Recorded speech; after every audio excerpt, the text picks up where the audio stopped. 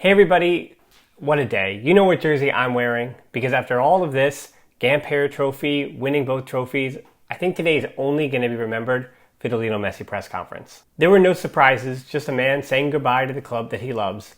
I think the line that will stand out to me, and the ones that I think were a little bit unexpected, except for I love this club and everything like that, was the line about Dani Alves. How Lionel Messi will continue to be pushed on and wants to fight for that all-time number of trophies, and I do hope he gets it. His success will always be, even if it's in a PSG jersey, his success will always be our success, and we're going to feel like it's our own. We might not celebrate the team when they win, but I'll still celebrate Messi goals, and with the rare exception that in case they face Barcelona, as I said, I hope PSG loses every match, but I hope Messi scores 600 more goals in his time in his professional career. As far as talking about Messi's legacy, that's going to be something that we'll do for quite some time. That's why I haven't come out with any content particular to Messi. He's still a first-team player, or he will be a first-team player somewhere else very shortly, and we'll have a referendum on his career and his legacy kind of as time goes on, and he'll be a talking point throughout this entire season, because that gaping hole that we haven't seen for 17 years, that'll be ever present, especially even in this one on free kicks. But I think it was a bit of a blessing that for the first time ever, the Barca Femení were presented before the Gamper trophy, and they got a match against the Juventus Women prior to the match with the first team. By first team, I do mean men's team, because this FC Barcelona team is the number one, or let's say the first team on any docket as far as the Femení team that you'd want to watch. They were already up 2-0 within 10 minutes. They were already up 5-0 within the first 30 minutes. And then it was a bit of putting it in cruise control because they didn't want to get anybody hurt, and they are ramping up for a ton of matches. They play more matches than almost any other team in women's football because of how deep they get in every competition. As much as crying along with the rest of Twitter, the rest of social media, and our Facebook group and all those different places, the Femení was, I think, the best release I had from all of this Messi sadness up to that point. Because one thing about Lionel Messi that always made him feel so special is that, yeah, he didn't always get the goal, but there was something about his magic that felt utterly inevitable. Like, even if Barca didn't win, that Messi was always going to show up, no matter what. His worst was always better than any defender's best. And the Femení, they do give me, as a team, that same sense of invincibility, that same sense of inevitability. Against Juventus Women, there was no shot for them today. Aitana Bonmati, Alexia Putellas is probably the best duo in the midfield that any team can offer up. And you add Jenny Hermoso, you add the debut of Irene Paredes. There were so many positive signs from this one for a team that is going to look to repeat as the Women's Champions League winners. Obviously, the 6-0 was enjoyable, but as I said, the superiority of Aitana Bonmati was something to be noted in this game. The debut and goal of Irene Paredes is certainly positive. The defense was the only weakness of the Femení last season, and Paredes is one of the top center backs, maybe the best center back in the world that Barca have added to their roster. And then even the youngsters coming on, the goal from Bruna Villamala, who'll come off the bench. She'll never take the place of Jenny Hermoso in the starting lineup, except for great bouts of rotation. But her goal was the best of the bunch. Claudia Pina as getting the number 6 shirt this season, and that's a positive sign that she will be an important member of that team. And Jana Fernandez with the number 3 means that this team is getting younger, and yet they're just as good as last year. If you want to watch Barcelona succeed, continue to watch the Femení. No Licky Martins, no Rolfo, no Ingrid Engen, no problem. They decimate the Italian champions and win their first Gamper trophy in history. Congratulations to them. The trophy was followed up by a pretty strong, powerful speech from Alexis Putellas to tell you that this is a team that wants to continue to dominate, and then an okay speech from Sergio Busquets. All things considered, of course, Lionel Messi was the main topic, and we can look ahead to the future in a minute. So now on to the men's match. Sergio Aguero was injured, Fati and Dembele are still out and missing, we saw no Coutinho and no Pjanic, maybe they'll be on the move, and Pedri, Eric Garcia, and Othman Gaitha are still on vacation. But this is FC Barcelona now. This is the first match in the post-Messi era, and emotion, I think, was so much more important than the result, and a positive result was essential to be able to start this era on a positive front foot. That third-minute goal doesn't say anything about Barcelona's chances this season, but it certainly felt like a huge weight was lifted, particularly off Memphis Depay, who showed himself already in the preseason that he will be Barcelona's main protagonist this season. The goal was fortunate, but as I said, it was essential. Braithwaite kind of misplayed a ball, but Demir was smart enough to pick it up on to Memphis, and Barcelona were away. It was awful defending by Juve as well, but who cares? Because what I take from this for Barcelona was that they were able to survive the mistakes that they're making, and hopefully the areas they had problems with, they can continue to fix. One of those was the square ball that they kept giving Juve that wound up getting shoved right down their throat on the counterattack. Fortunately, you have someone like Ronald Araujo, who is such a superb defender, and he's able to cut out some of that pressure. If I'm anybody watching this film, I know that Barcelona's greatest Achilles heel is getting caught out in that counterattack, especially when they lose the ball in the middle, and defense has not gotten any younger. Yes, Araujo is there at the back, but those slow legs, especially of Busquets and Piqué, it's going to be a problem maybe all season long. That said, without Messi, you might have a little bit more balance in the defense, but that'll be something we'll have to see play out. On free kicks, we saw both GRIEZMANN and Memphis, and that's no surprise. They do take them for their international sides, but it was that first time where I felt like, oh wait, Messi's not here. Messi can't take the free kick. And there was a little bit of uneasiness to those free kicks because, as I said, Messi felt inevitable. And so that's just one area that I think Barca are going to miss him this year. Where I was most worried in that attack was, unfortunately, with Braithwaite. I seem to like him as a person. I like what he provides to the team. He tries to be hungry, but with Messi was able to get something out of him.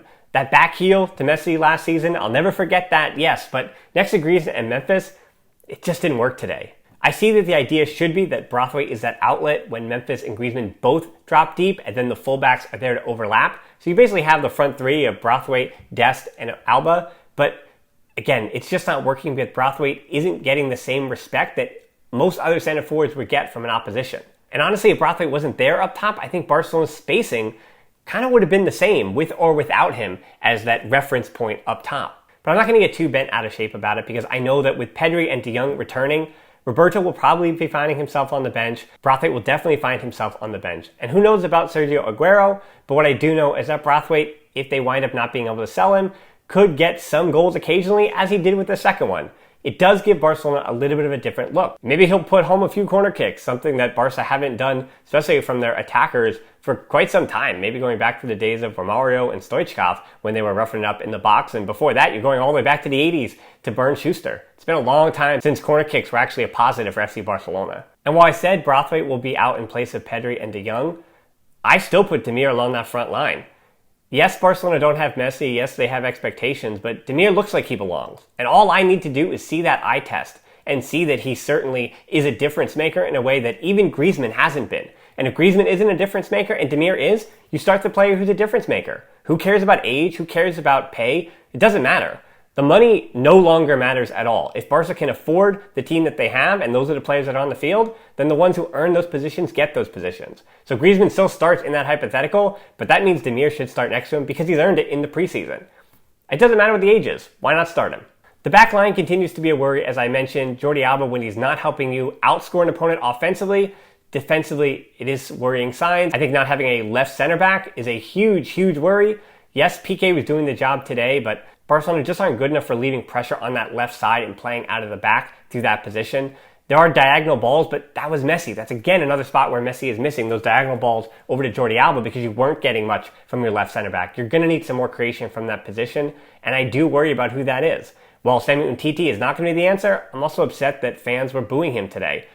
Piqué kind of got on the fans of the Johan Cruyff Stadium, and for good reason. That doesn't fall on him. It falls to suits and administrators who are no longer at the club, and yes, he has the wages, but you saw the numbers. It didn't matter. You have to take that being Messi 50% of his salary, and even then, Barca were still 95% of what their wages needed to be. It's got to be down to 70 to even register players. There are still so many problems with or without Umtiti, and it's not all on him, of course not. And if he gave you a little bit of quality, I think people would forgive him, but I don't think he's ever going to get that opportunity. I think he's behind Lenglet and all the right-footed center backs on the roster. So this is something I don't think we're going to have to worry about much this season. Fortunately for that back line, when Juve and Allegri changed things up and got better to deal with that double pivot from Busquets and Roberto in the second half, Neto was still up to the challenge. Neto winds up being the man of the match. Who would have thought it, that Neto would be the man of the match for this one?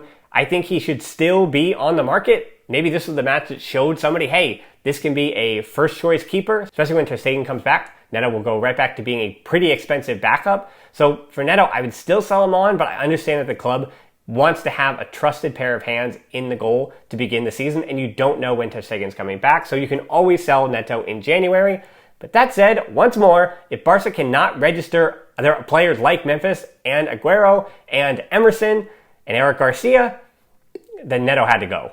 I'm not going to talk too much about GRIEZMANN, but his performance frustrated me. Without Messi, it was supposed to be his time to shine, and yes, he's the one player, because he makes the most of everybody on that wage bill, that has to be Barcelona's best player, or at least one of their top 2 or 3 best players, and he was not that tonight. And It's going to be something I think we're going to worry about all season long. I hope not. But as I said, I'm going to hold out judgment on Griezmann until we see a bit more of what he looks like without Messi in a good run of games. And before we go, it's nice to see that Riqui Puig's role is set. I know everybody wants to see him start and get more, but he has 2 goals in this preseason. He is going to play.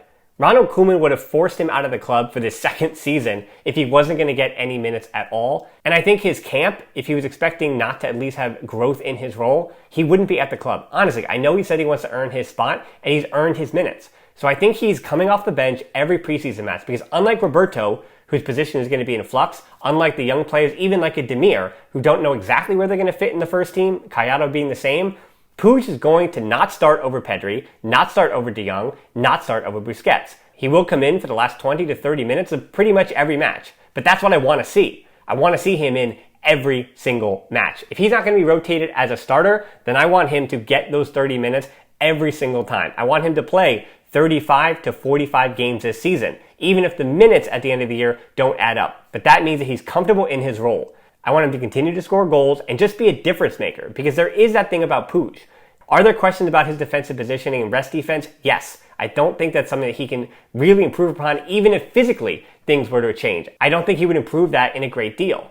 But just like Dembele, he does something that no other player does. There's something about his positioning, there's the passes he sees, the lanes he sees, that instead of exposing him, entering him into the last 30 minutes of a game to be a shot in the arm, I think could be an asset for Barcelona. And if that's the plan, and if the player and the coach are on the same page about that, I don't worry that he didn't start in any of these games. I don't think it means that he's farther down the line than even Roberto, which is likely, but I'm not sure where Roberto is exactly going to fit and where he's going to get his starts from. He might just be the 4th bench option. But for Puig, he's either the 4th or the 5th midfielder this season, and I actually wouldn't worry about him considering what we saw in the preseason. Yeah, he might get some spot rotation starts, but as I said, I'm not going to worry just yet. All in all, not a bad game. Again, the first one dominant from the Femení, but for the men, it's a decent result considering all the hellfire going on, in our hearts and around the stadium. It's going to be a while before I don't mention Messi in any video. He was so important to Barcelona, to everything they did. Every transfer was seen through the lens of how that play would fit in a system that surrounded Messi.